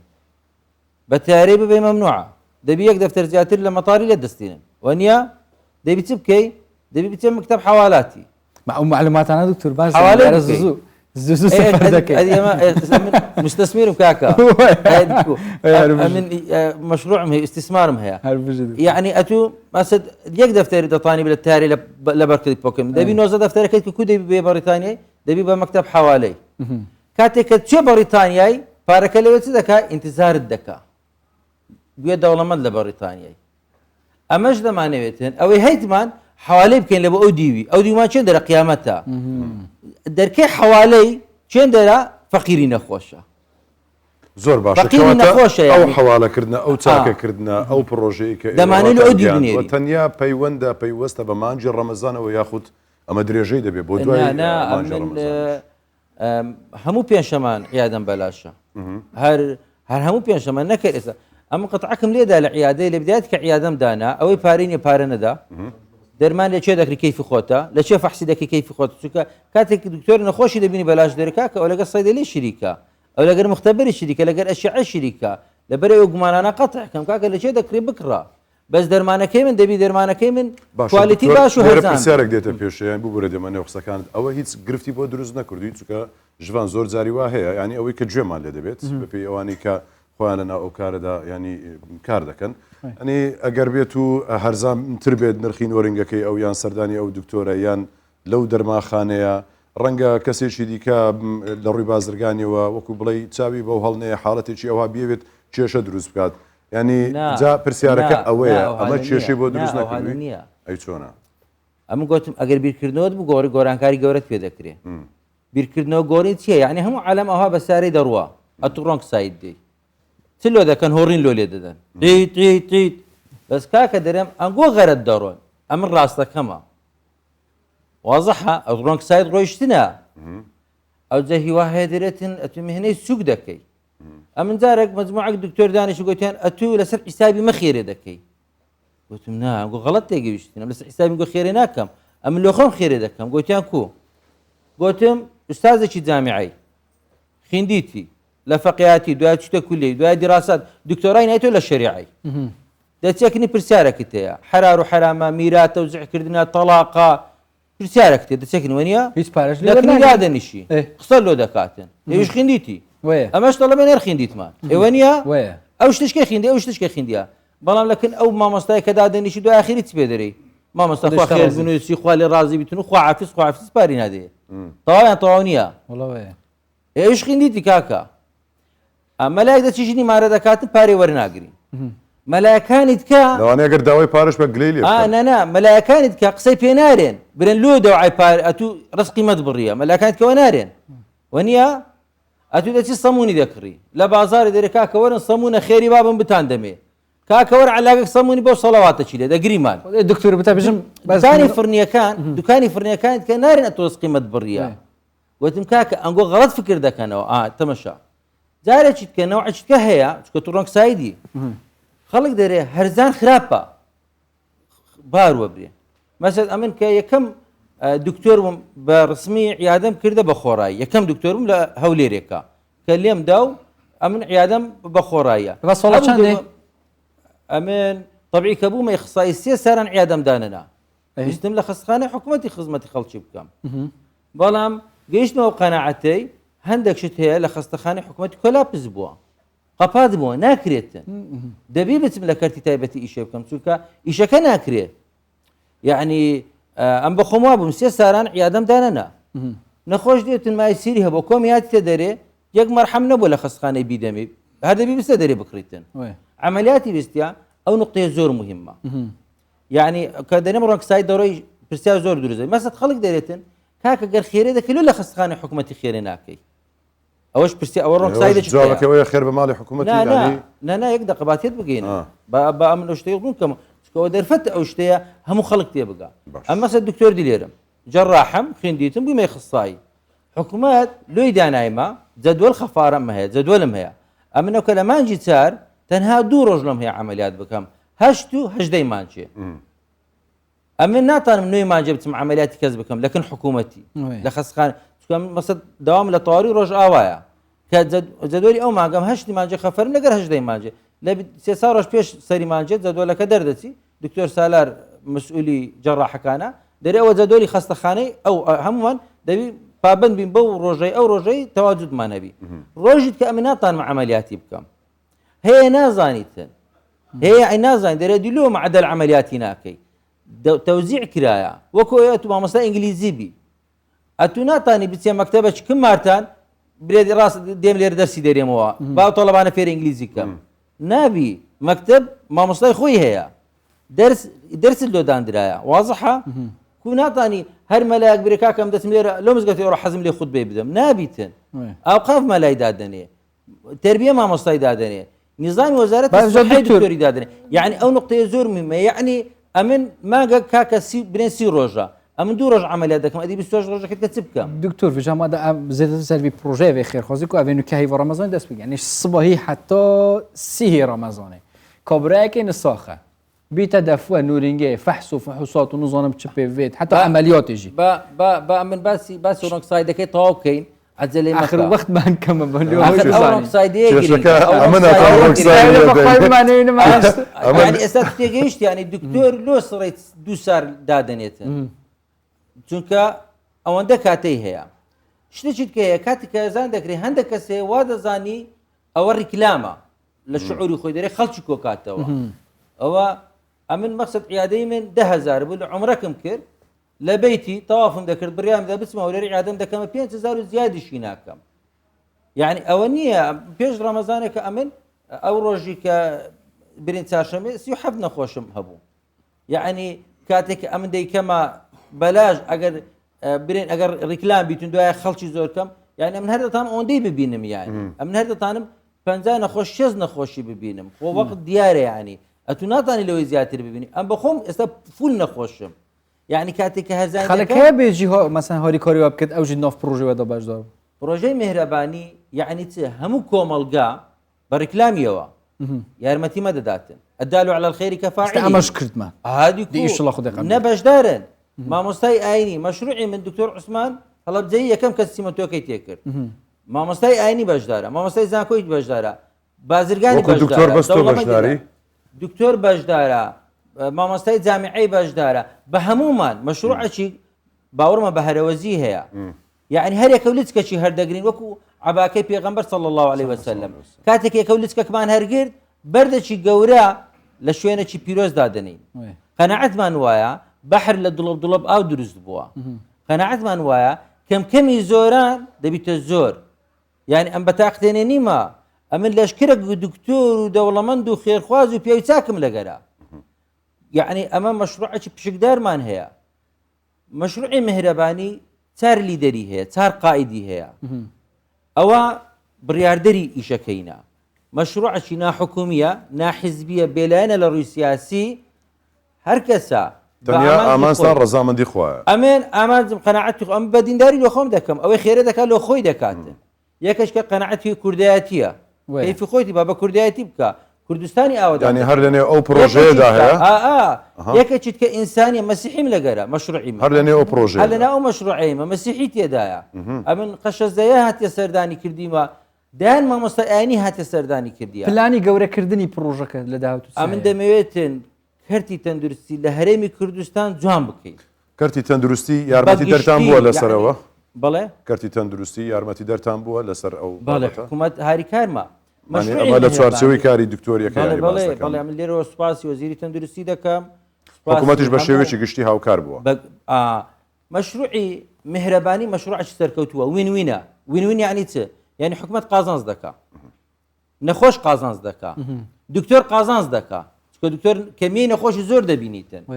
ستاف قازانج دەکا دەستی بێئیشی زیاد دەبیتن کوردستان قازانج دەکا بینایەکی زۆر جوانم دروست کردیە کە زبڵ و خۆڵ بوو کردمانە بینایەکی قازانج هەموو قازانج دەکەن لە میهرە کە زەرەر ناکە لە میهرەبانی میهرەبانی مەشروعەکە هەموو قازانج دەکەیت و مەشروعەکی سەرکەوتووە بە قانونی ستاندەری عالەمی چەند مەشروع سەرکەوتووە مان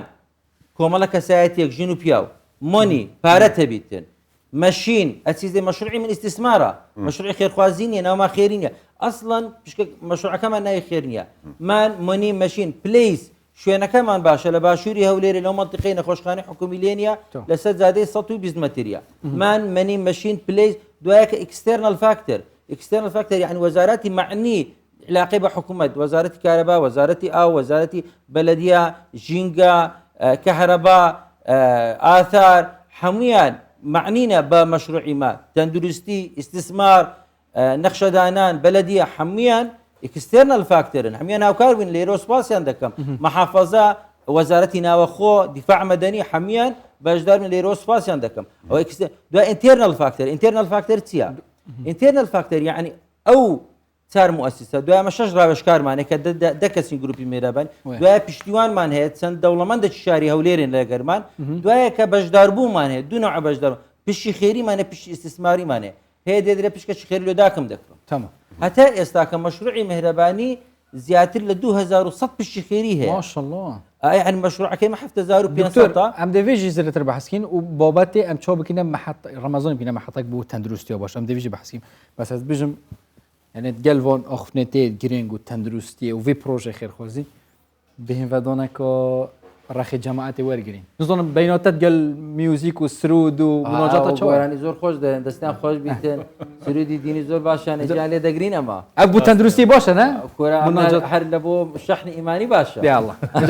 جماعه ما ام قالت فينا نوف باباتي داش بر دكتوري شكي بابات قال جرينغا فيجونو كا ام بين رخيوا ونوف خدي لي بينن يا الله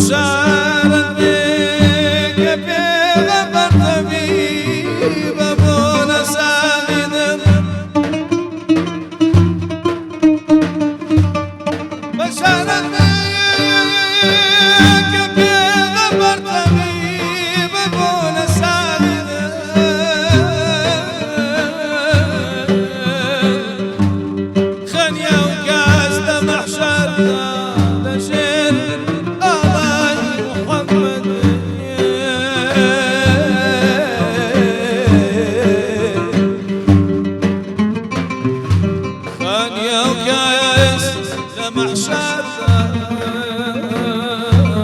لجير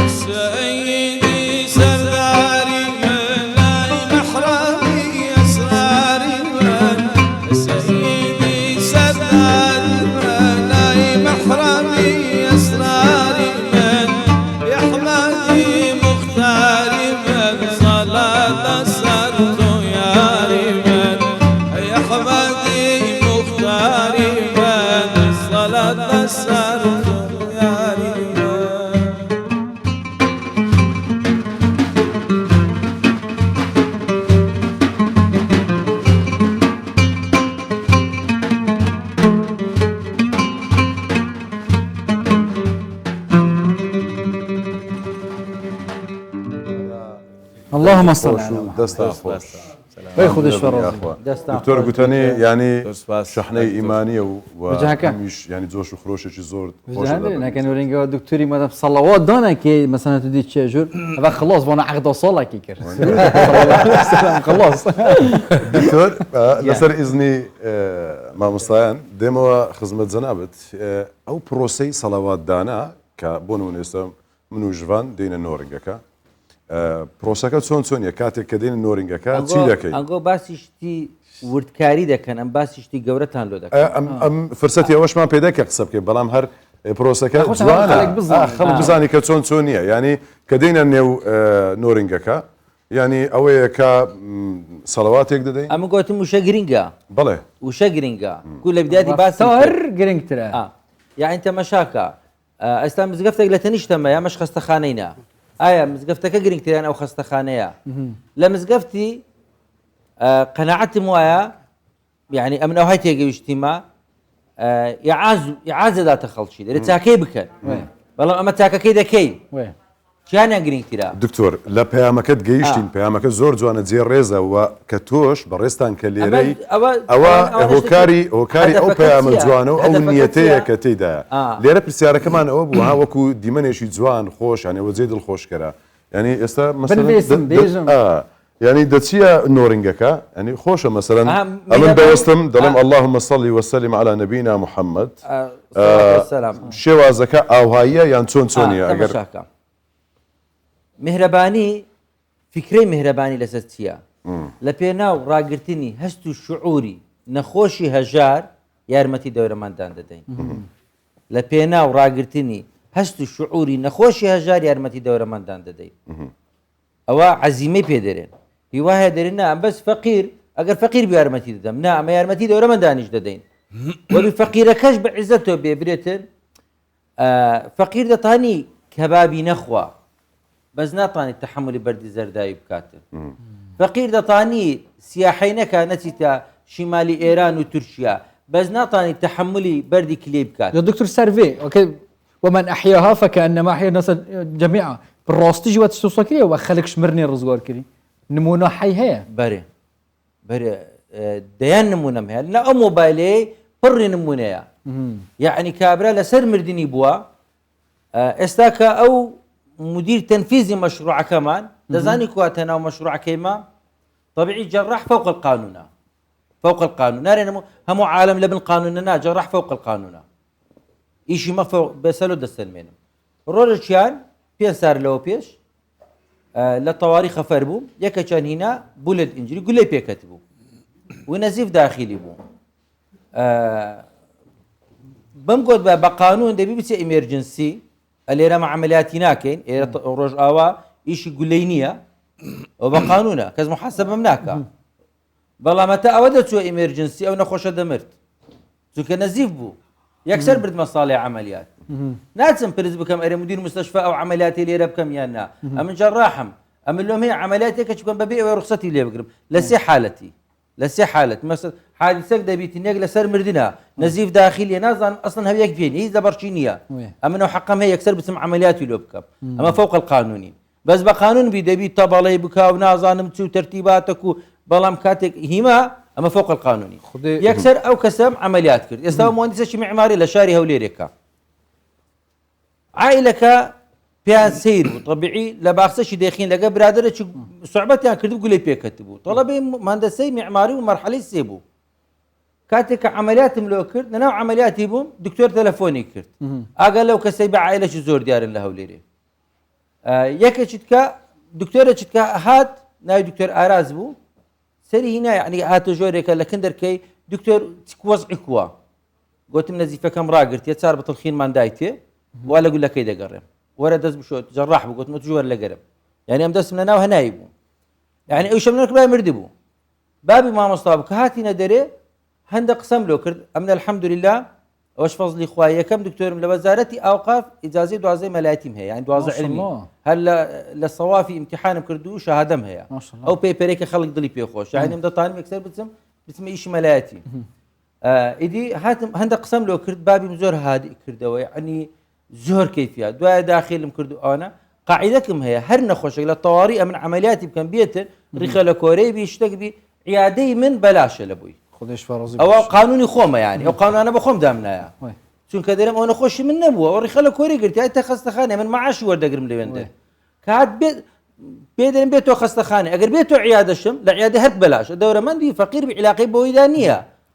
کە هاتن پارەی بدە گوتیان کاکەەوە قانونی دکتۆری واز کردە گوتی پارە نییە خێرهاتن کاکە کو دەبیتن کاکە پارە نییە ئیدی ئەوە لە کریان غەریب بوو ئەوجا ئەوە بوو برایکی هەبوو کە حاجی ڕەشاد نانەکەلی هەستا ئێستامە خەستەخانەکەم کردیە لەو هەولێرەی شازە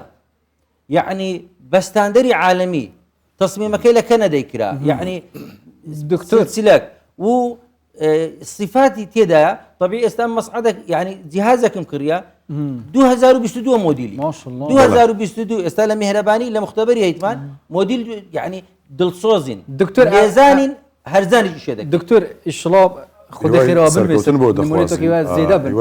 بڕۆژێتوە گەڵا مۆسترن بجۆبێت خودی حەز کرد شەڤە کۆدیژی ئەم مێوان بین و خلاص باشێکمە بەحەز کردێت شەڤە کۆدی ئەم مێوان بین ئەو پرۆژەیە من دەمەوێتن بگاتە 1500 ئەو پشکەی کەمایتم دەمەوێت لەو ڕەمەزانێ مسلمانەکان ئەوەی کە جێی لێمانە بێن مشارەکەی بکەن و مەشروعەکەی من شەفافە لە ڕووی داراییەوە لە بدایەتی چم کرد لە بدایەتی هەموو لە باقی ئەلبەرەکەی داخل دەکەی لە ئێمەش بەو هیواین و کە هەبوونی تۆ بەڕێستان لێرە وەکو دەستخۆشێک بوو لەو پرۆژەی ئێوە دوعا دەکەین و بینەرانیش بێگومان دوعا دەکەن ئەو پرۆژێ ئێوەکەنیەت و کارتان تێدا خێرە خدا سەرکەوتوتان بکات لە فرسەتی دیکە بێگومان زیاتر گفتوگۆی لێرشینەی لەشبەت گەلمەدا بێ خودش ڕازی ئیشڵە دیدارێدی و زیاتر دێمەهاون ئەمێ دەوارم کەی 24 ببیتە پشتیوانێکی زۆر باش لە بۆ مەشروعی مهرەبانی الدال على الخير كفاعله ڕۆژی ڕەمەزان خير الناس أنفعهم للناس في سبيل الله لقرآن يعني يعني في سبيل الناس کوردستان 24 لە یەکەم ڕۆژی مانجی ڕەمەزانی پیرۆزدا لە یەکەم پارشێودا میوانداری تۆی کردووە باس لەم پرۆژەیە بکەیت زۆر سپاس بۆ تۆ دکتۆر ژبان پێم وایە مەسعود دەمێکە مەسعود محەممەدش دهوکێت گەلمەڵا بچینەکە شوهەوەی دهوکێ و شەوەیەکی هەی بە ڕەمەزانە پیرۆز و پۆشیوەیەکی خەڵکی هدیە دەست پێت وزانم مەسعود دەمێ باش ڕەمەزانەوە پیرۆز بزانم تولکیوی کە شوهەوەی چۆوەیە حتا کە شوهەوەی سەقۆیش بزانم کوێ چۆوەیە گەرما چێکی مرۆڤ بە پرۆژی زیرە مرۆڤ گەرمێت ترسد بله ڕەمەزانەوەجی پیرۆز بیتن گەرەک و سەقای باشە تایبەتیت باڕۆژادا هێشتا بەرەف گەرمەکە دژوار بە نەچوینە تشتی هر سال گل دست بک رمضان او یعنی شوان رمضان دو طبعتی الویدامی که شهر سرکیام او بول باجر دو که ما بونمونه جاده که وکی اسکان یعنی بجم جاده سهولا کل سلیمانی مال دو که سکی وسا بازار که وکری نبو حتی اسپده لی هدی من از تو باردا نبم که خارنگه حتی نم که قربالگه که وصله بیتن الی خلق شوان پاشی ودا بشکش خلقی قصد خارنگه هات کن قصد جروت کن خارنا گل حوالات کن ویر بونمون اوام الخارنگه کن از گل هندک شو کسابم کوه قصد به خارنگه کری رمضان پیروز بیجاره کردی ممنون گلک صاحبی بخیرات بریار دا که پاشی با خوش در بکن بله هلبت خوش المال هلبت شوید رمضان مروف بتر حس کرد یعنی کل گل حوالا بی تنک جارا در کتم شوی تایبت یا خواه هی و خوشی کادی طامکادی هی مروف جیتو سال گل حوالا برین تخاری و اون جار بو خیزانه اون جارا جی بو ماله خیزان داری بله پاشی مال خوشه یا افطار المال خوشه خودی هر دو شوازا بس پاوید مروف گهرین آب که باش تره اره والله گلک از گل هندک کسی دیجی باوم رمضان افصاله تو چند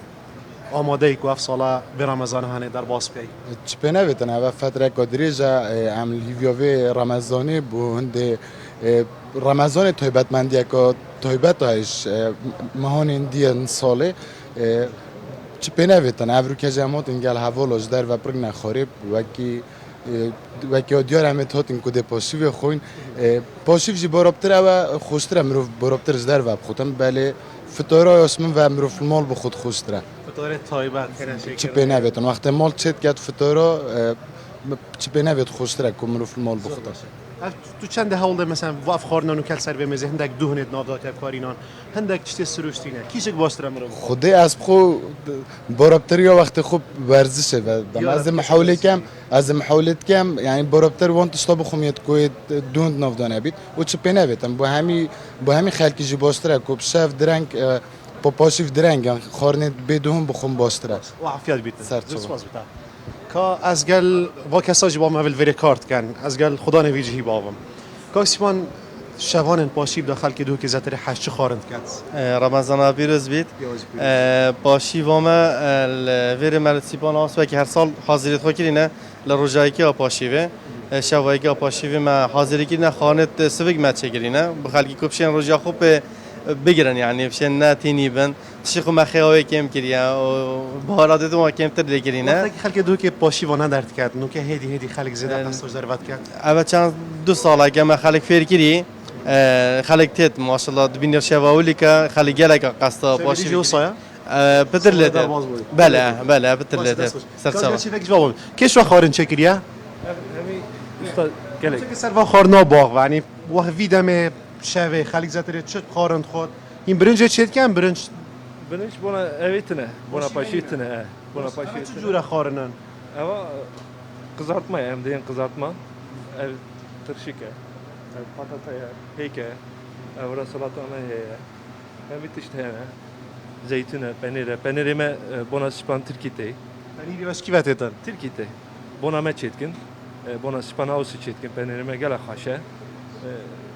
هي نيوان منن باش كيري از تركي ما ما كيرا كيش باجره قيسري طول رمضان الفيري كم رمضان برين هشت الفيري بوي افضيه رمضان دوية رمضان الفيري چه جداه ديال تركيا يعني باكوريا كردستان والله يورا قال خاشه يعني اشياء چه دايا يعني مرو يورا خاشن انسان يورا خاشن قال خاشه يعني حجم دچه سال بله دیاره خلک دو که بگشتین دم هکیدا ویش 12 شبیهات نوستن دا وقت پاشی و رابن خارن خادرس کنو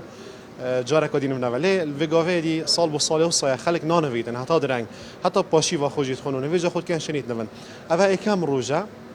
وقت منام پشتری جامعه بگیری که از خود بباری دارم که خلک و ساج در و بیتن خلک که زور قصداش در و کریه شوانن بهتنج ان شاء الله دی پاک زندی شوانن رمضان دو که دی با وگوزین سحد ايش لايت باشي مسعود سپاس بۆ ماندوو نەبێت ئەو پێمان دەڵێت چاکە سارد نەبوو سارد بۆ بەس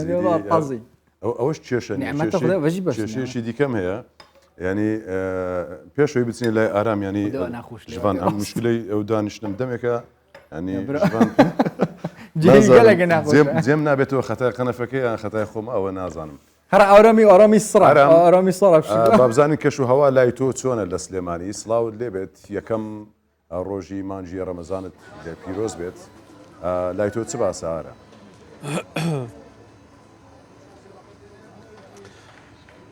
هەندریان سڵاو لە تۆ سڵاو لە ژڤان وەڵایی کەشەوەوەنە ساردا ئەو نەخۆشیش کەوتمەوەنە ڕاوەستامەت سەلامەت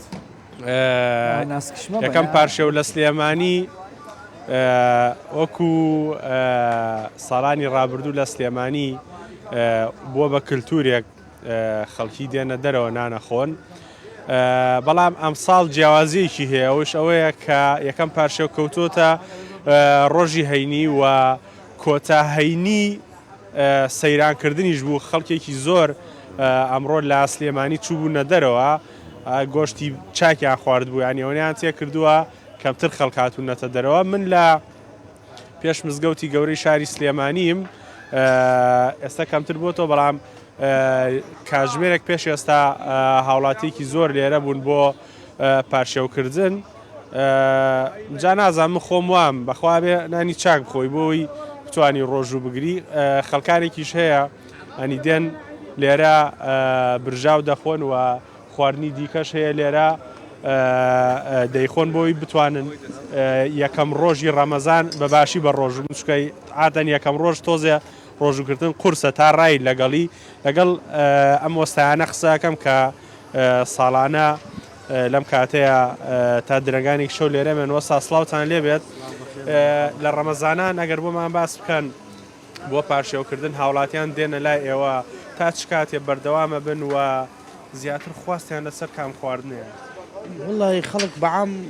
ئێستا لە بیداەتی ڕەمەزانە خەڵک کەمێت مەسەن ئەو کەسەی لە ئوتێلا بیان کەسە لە داوامە بیان لە خەسخانە بیان خەفەر بێ ئەوانەیەن ئەو خواردنانش مەسەلەن خەڵک کوردی خۆمان بە ماز ڕاتەوە برنج و شلە بەشتی برژاو بە لەفا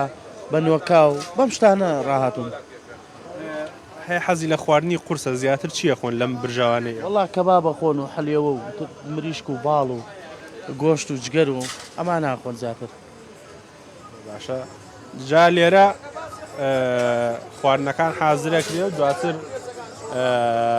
بۆ هاوڵاتیان ئامادەکرێەوە هاوڵاتیان بەشێکیان حەزەکەن لە دەرەوە نان بخۆن و سلێمانیش بەوە بەناوبانگە بۆ پارشێوکردن حەزیان لە خواردنی قورسە سەرەتا من خۆمەگە پارشێو بکەم خواردنی خۆت حەزت لە چییە بەو خوایە من مەڵێ نەخۆشم بە یەکەم ڕۆژی ڕەمەزانە ماست و پەنیر و خدای هەموو کات چه خێزانە دەست کرد بە حەشویتی و خواردنی ئەبێ خواردنی چاک بخۆم ئارەوەڵا بێ خواردنی چاک بخۆرێ گرنگەکەشی ئەوەیە ئەبێ برنجی تیاابێ عنی برنجەکە سەرەکی ترین شتە سەحەت و ئافیەت بێت خدای قبیل کرد زانم تۆ ژڤان و هەندرێش حەزان لێت حەزمان لێ ما هەر تستێکی خۆش بێت ئەس حەژێت تشتێ خدای کتا ڕسقم الحەمدولله ئەم بژین گەلک سپاس بەوارم سلێمانیە باز بۆ توارە جەماعەتی بەحسێ خۆر نەکرا ئەف ئەوی دیال فێری ئەف کولیچە ئەم بژنێ کۆدا هین چت بژنێ هە کولیچە ئەس خودت طام کمێ بجانیم کەیف خۆنە ئەگە حاستان لێ لە بەردەنگت ها بەڕوخسەتی بینەران ئەوەی خورمای ئەس دەردکەم من دەبچینە بەخیان مامۆستا تو لەبەر دەنگت نایخۆی لەبەر دەنج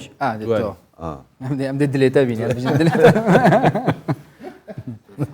هەر سێکوێت خورمی ڕاکن ئەس بڵانم کە ئاڤەوە چێ ئەڤە مۆزن ئە نزانم طبعا ها دانا بێژم بەس بودی کوێری دانەوێریم چاوامە تازیەکە مەدگەل چۆی بە خۆرمە خۆش بین ئەڤەوە گیزەیە ئەوەی جیزی ئەگەر دوای یەکە حەزی لە جیزی بۆ ئەوی جیزیە چاوەڵاوە برادران ئەگەر جوان لێ ئەگەر چامان دەدەنێ ناوەڵە کاچوو حتا پشتی بەڵەمە ئێ ئەم بیژنەبانە کۆدە کۆدە چ بێرین کولیچە کولیچە هەر کولیچەیە بۆ دیوارە ئەم پێ دەڵێ نەنگۆ کۆدە کۆدە کۆدە مەڵامەوە زۆر فەرقی هەیە دەزانی زۆر کولیچە و کادا زۆر باز یەکەم پیتیانەوە بجات گەل vê کۆدا خوش دەنگی خۆشی مامۆستا قادرین کۆدا تا خلاص دەزانی ئێستا حەز بکەیتەوە يقينا او عزف يلا دقائق بدا يعزف احمد معك توابي سنين شرميتك يا احمد جان بخوات يا برا حسابي انا مالي ايش زوري ما او لا ليه يعني دي مقامك دارو هم لا والله ما مستعمل القادر جان از کادیش خودم ما بحث کادی کرد بارج ما قلت تشتكر مانجي وبودين تشهيا والله بار قتم ايوه افصله ان شاء الله برنامج تكلم ديال او شو هيك يلا. برنامج كبو دلم بتشاوا اشتكي خوش يلا تصاوري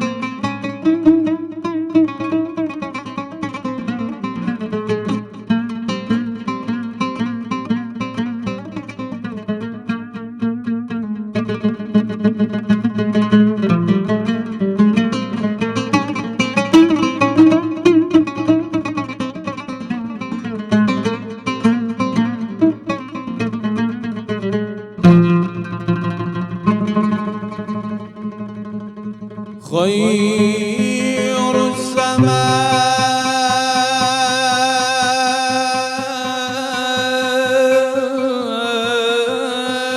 الزمان وأشرف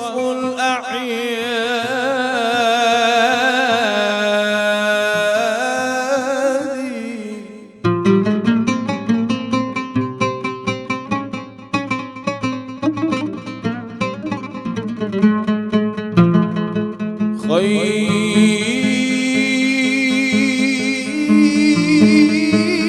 خير الزمان وأشرف الأعياد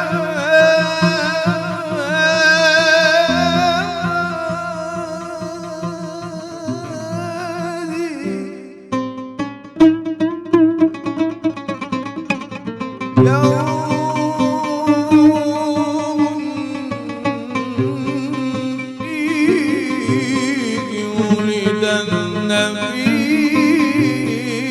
الهادي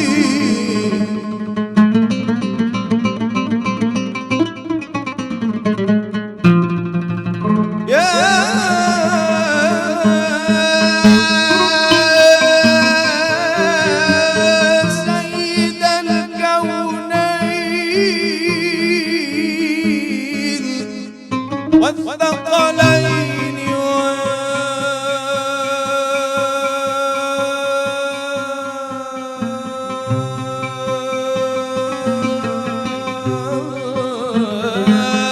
خير الورى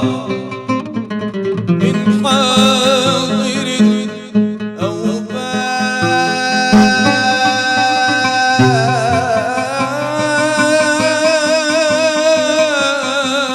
باد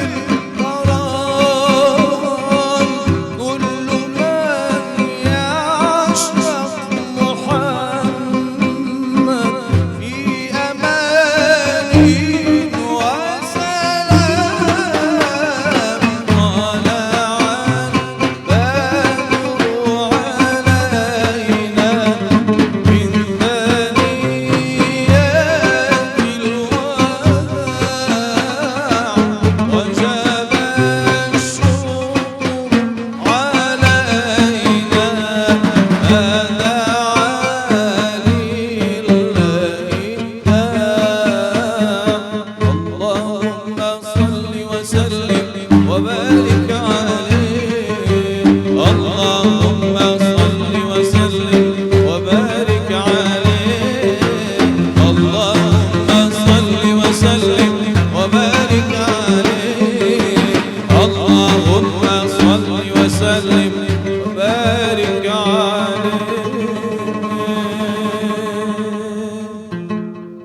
جارێکی دیکەش دەنگت خۆش و دەستان خۆش وئیشڵا خودش ڕۆزی بن سی ڕۆژیمان ینی ئەو مانگی ڕەمەزان ئینشاءالله ئاوا بەڕێ دەکەین ئەمڕۆ یەکەم ڕۆژە وردە وردە زیاتر یعنی وەختیمان خلاص؟ پێم وابێ کاتمان خلاص کاتمان خلاص بوو وایە کۆتایی پێات یەکەم ڕۆژ یەکەم پاشێ و خێرا ڕۆیی ئیشڵا دێ پێک ببین حتا دومەیەک هەیڤە ڕەمەزانێ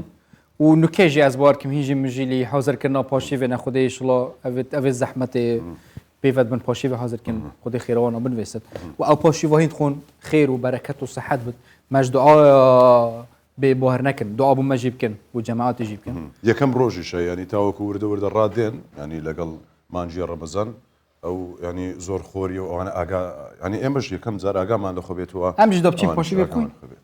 وەختێ پاشیوێ کاتەکەەوە وردە وردە سبایژ خودی حس کرد ساعت ئی دیدی ساین خزمەتەوە بکەین و میوانە تۆی بەدێمە بێگومان تا سبەی خواتان لەگەڵ سلام علیکم